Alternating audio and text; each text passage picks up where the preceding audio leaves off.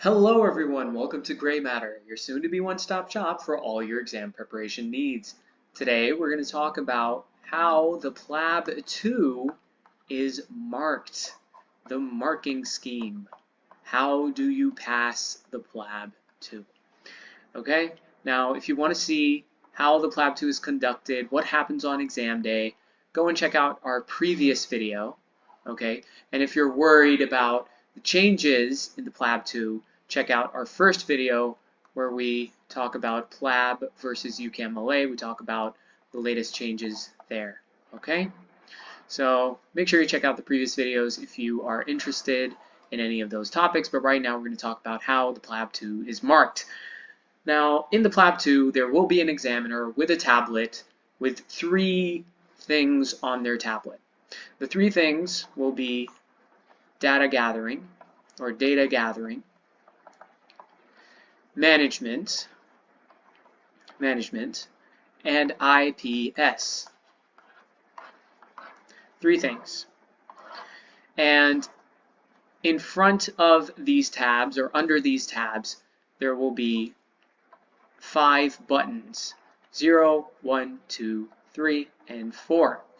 Same thing for management, same thing for IPS. These buttons represent the marks the examiner will give you in each of these three domains. Okay? What is data gathering or data gathering? Data gathering is your extraction of information from the patient.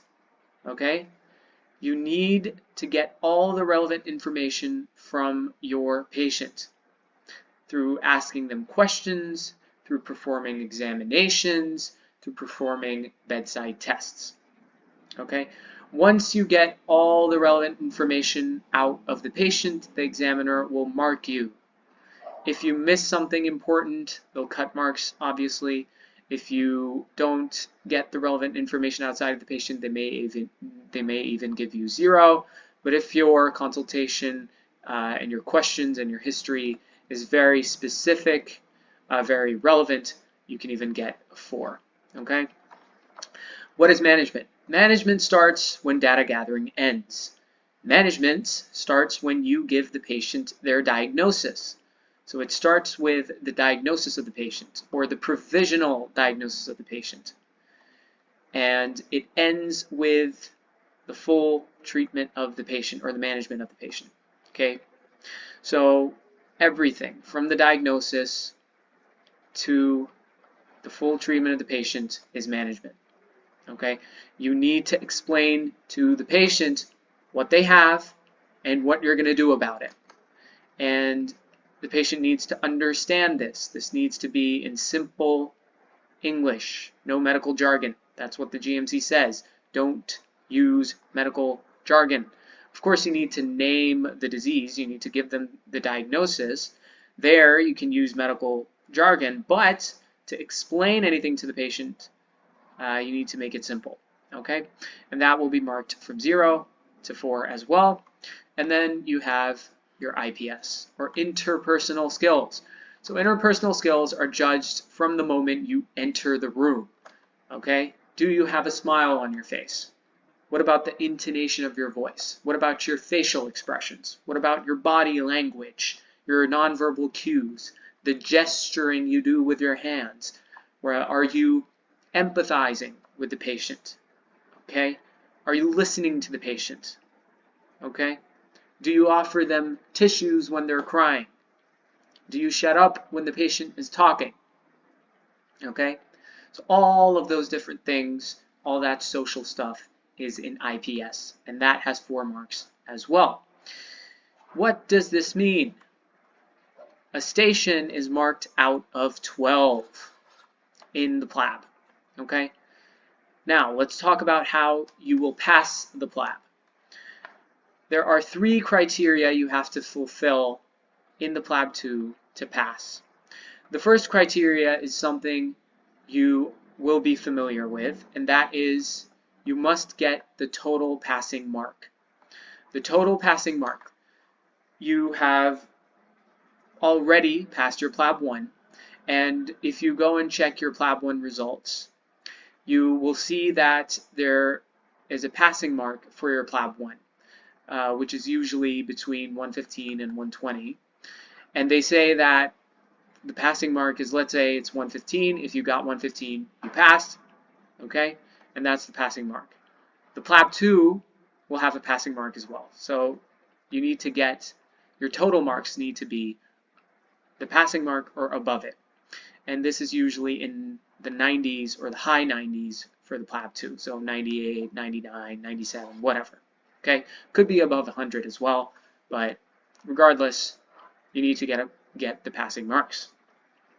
The other thing you need to do is pass 10 stations.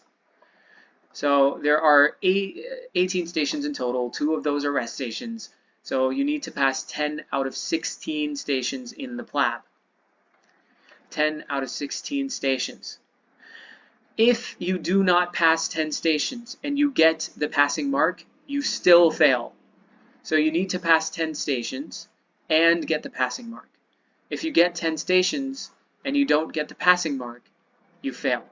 Okay, so you need to get 10 stations and the passing mark to pass the PLAB. The third criteria is basically how do you pass a station. A station is marked out of 12, like we just discussed, okay, and they come up with the threshold for the station itself as well. So like they come up with a full passing mark for the exam, similarly, they come up with a passing mark for each individual station.